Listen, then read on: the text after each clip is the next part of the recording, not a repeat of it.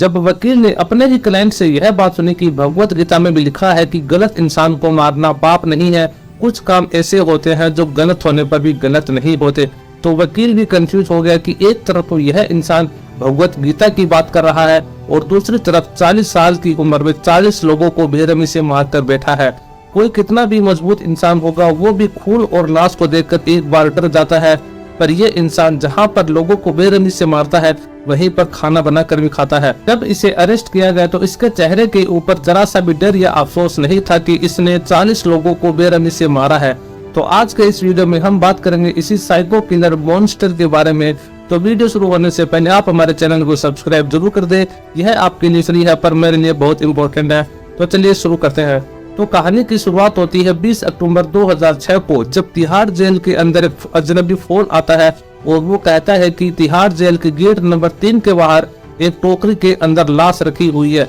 और यह खबर सुनकर सभी चौंक जाते हैं, क्योंकि तिहाड़ जेल सिर्फ दिल्ली की नहीं पूरे इंडिया की जानी मानी जेल है, जहां पर बड़े बड़े गैंगस्टर और फ्रॉडर को रखा जाता है।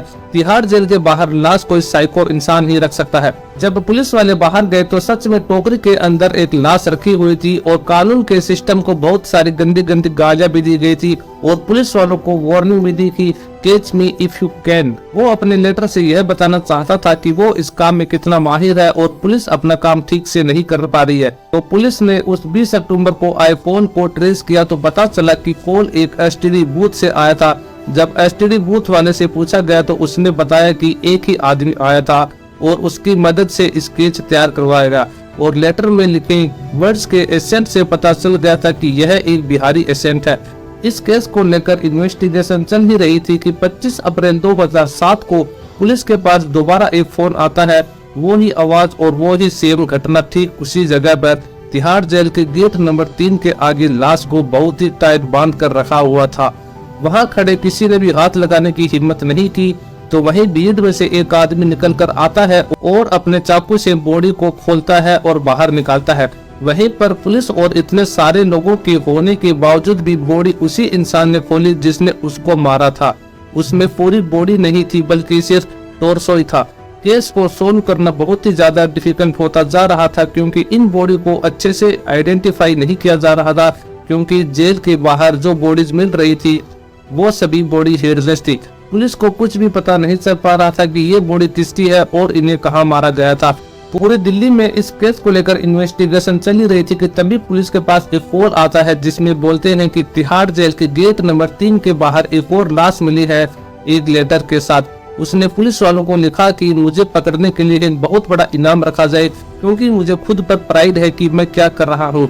मैं पिछले 7-8 सालों से मर्डर करता आ रहा हूँ और अगर मैं मर्डर नहीं करता हूँ तो मेरा दिमाग खराब होने लग जाता है। उसके इस तरह की बातों ने बता दिया था कि वो एक तरह से साइको ही है। अगर इसे अभी नहीं रोका गया तो आगे यह पता नहीं कितनी और जाने लेगा। इस केस की इन्वेस्टिगेशन आगे बढ़ी रही थी कि तभी पुलिस के जासूस से यह पता चला कि दिल्ली के आजाद नगर में एक डॉक्टर के क्लिनिक पर स्केच जैसा दिखने वाला व्यक्ति रेगुलर विजिट किया करता है। पुलिस उस डॉक्टर से पूछताछ कर रही थी कि उसी टाइम डॉक्टर के पास उस व्यक्ति का कॉल आता है कल के लिए अपॉइंटमेंट फिक्स करने का। डॉक्टर से पूछताछ के बाद पुलिस को यह पता चला कि उस व्यक्ति का नाम चंद्रकांत झा है और उसकी 5 बेटियां भी है, जिनकी डिलीवरी उसी हॉस्पिटल में उसी डॉक्टर के हाथ से हुई थी। डॉक्टर ने यह भी बताया कि चंद्रशेखर ने डॉक्टर के ब्रदर इन लॉ को भी मारने की कोशिश की थी। तो पुलिस ने डॉक्टर के ब्रदर इन लॉ से पूछा तो उसने ये बताया कि चंद्रशेखर के पास एक मोटर कार है जिस पर वह सब्जियां बेचता है। इस छोटी सी इंफॉर्मेशन ने चंद्रशेखर के घर तक पहुंचा दिया था और फिर कुछ घंटों बाद ही पुलिस ने दिल्ली के मोस्ट डेंजरस सीरियल किलर को अरेस्ट कर लिया था। ये है सीरियल किलर चंद्रकांत झा। 2006 और 2007 में तिहाड़ जेल के आसपास एक के बाद एक सरकटी लाशों के मिलने से खौफ फैल गया था। कातिल लगातार पुलिस वालों को फोन पर धमकी भी दे रहा था। यही चूक चंद्रकांत को महंगी पड़ी और चंद्रकांत पकड़ा गया। अब पुलिस के सारे सवालों का जवाब उनके सामने बैठा था और चंद्रशेखर भी सब कुछ बताने को राजी था। उसने अपने सीरियल किलर के प्रोफेशन को सीरियसली लेते हुए दिल्ली के हैदरपुर में घर लिया और 5 बेटियों के साथ रहने लगा। चंद्रकांत बिहार से था और दिल्ली आकर उसने सबसे पहले सब्जी बेचने का काम शुरू किया। सब कुछ सही चल रहा था, पर एक रात को चंद्रशेखर ने देखा कि एक गुंडा किसी इनोसेंट पर्सन को मार रहा था। तो चंद्रशेखर ने आवाज उठाई और आवाज उठाने के बाद उसने चंद्रशेखर को ही मार दिया। तो फिर चंद्रशेखर को पास ही के हॉस्पिटल में एडमिट करवा दिया गया और इससे उसने एक लेसन सीखा कि इंसान का पावरफुल होना बहुत ही जरूरी है। अगर ऐसा नहीं होगा तो हर इंसान का वैसा ही हाल होगा जैसे उस रात मेरा और उस आदमी का हुआ था। इस घटना के बाद चंद्रशेखर ने मार्शल आर्ट सीख लिए। जहां पर चंद्रशेखर काम किया करता था वहां पर एक यूनियन लीडर था जो आए दिन हफ्ता वसूली किया करता था सभी काम करने वालों से। एक दिन चंद्रशेखर ने हफ्ता देने से मना कर दिया तो दोनों के बीच काफी ज्यादा हाथापाई हो गई थी और इस हाथापाई के अंदर यूनियन लीडर के हाथ पर कट लग गया था, जिस कारण चंद्रशेखर को पुलिस ने अरेस्ट कर लिया और यहाँ तक कि चंद्रशेखर की वाइफ को भी अरेस्ट कर लिया, जिसका इस मामले से कोई भी लेना देना नहीं था। और जेल के अंदर चंद्रशेखर के साथ बहुत ही बुरा बर्ताव होता था, कई बार तो उसे खाना भी नहीं दिया जाता था। जेल से बाहर निकलते ही चंद्रशेखर ने उस यूनियन लीडर को सबसे पहले मारा और चंद्रशेखर ने यह भी बताया कि सभी लाश का सिर काटने के बाद उन्हें यमुना नदी में फेंक दिया करता था। चंद्रशेखर बिहार के दोसाई गांव में रहा करता था और वहां के लोग उससे काफी डरा करते थे। यह उन लोगों को गुस्से में मारा करता था और अपने पाप को धोने के लिए उनका सिर यमुना नदी में डाल देता था। चंद्रशेखर का मर्डर करने का तरीका बहुत ही अलग था।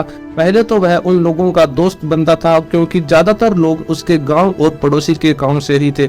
वह पहले तो मदद के लिए हाथ आगे बढ़ाता था और उन्हें अपने घर में भी इनवाइट करता। फिर एक दिन चंद्रकांत के गांव के भीड़ू जादव भी इसी जाल में फंस गए थे। जब भीड़ू जादव चंद्रकांत के घर जाते हैं तो उन्होंने यह देखा कि वहां पर दो लोग रस्सी से बंधे हुए थे और भीड़ू जादव ने बहादुरी दिखाते हुए उन दोनों लोगों की जान बचाई। उनमें से एक था अनिल मंडल, जिसने चंद्रकांत के रूम से उसका कैमरा लिया। इसी कैमरे से उसने उन सभी की तस्वीरें ली थी। चंद्रशेखर की स्टोरी के ऊपर आयशा सुद नाम की एक डायरेक्टर ने जुलाई 2022 के अंदर एक वेब सीरीज भी रिलीज की है जिसका नाम है इंडियन प्रेडेटर। जब वह अपनी कहानी बता रहा था तब उसके चेहरे के ऊपर जरा सा भी डर या अफसोस नहीं था कि उसने 40 साल की उम्र में 40 लोगों को मारा है। तो अभी सवाल आता है कि वह इतना बड़ा सीरियल किलर कैसे बना। चंद्रकांत ने इस बात को लेकर यह भी बताया कि उसकी मां उसे बहुत ही ज्यादा इग्नोर किया करती थी और हमेशा ही चंद्रकांत की आवाज को दबाया जाता था और दिल्ली आने के बाद भी उसके साथ कुछ ऐसी घटनाएं हुई जिसने उसे एक साइको किलर मॉन्स्टर बना दिया था। चंद्रशेखर आज भी जेल के अंदर अपनी जिंदगी गुजार रहा है और उसे डेथ पेनल्टी की सजा हो गई थी, पर चंद्रशेखर जी गांव के लोग और जो लोग उसके चंगुल से बच गए थे वो आज भी डरे हुए हैं कि कहीं चंद्रशेखर वापस आ गया तो उन्हें मार देगा। तो आप लोगों का क्या कहना है इस तरह के साइको किलर के बारे में? कमेंट सेक्शन में अपनी राय जरूर देना और इसी तरह की अमेजिंग इन्फॉर्मेशन वीडियो के लिए आप हमारे चैनल को सब्सक्राइब और वीडियो को लाइक जरूर कर देना। मिलते हैं अगली वीडियो के अंदर।